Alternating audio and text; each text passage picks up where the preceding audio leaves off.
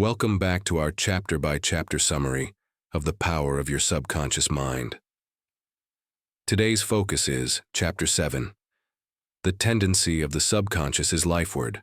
Dr. Murphy reminds us of a simple but powerful truth. Your subconscious mind always moves toward healing, growth, and life. It doesn't work against you and it works for you, but only if you give it the right instructions. Your subconscious wants to heal your body, fix your life, and guide you to success. But it can only act on what you feed it, your beliefs, emotions, and thoughts.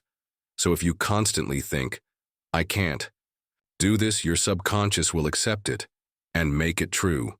But if you say, "I can, I will, I am," you align with the life force that is always pushing you forward. Here's a simple example. Someone feels stuck in life, but when they start saying, "Things are working out for me," they notice small positive changes, then bigger ones. That's the subconscious at work, moving lifeward.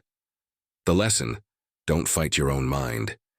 Use your words, your emotions, and your faith to guide it, and it will guide you toward healing, peace, and abundance. That's the end of Chapter 7. In Chapter 8, we'll explore how to attract wealth using your subconscious mind. So like, comment, and subscribe, and let your journey of mental mastery keep going strong.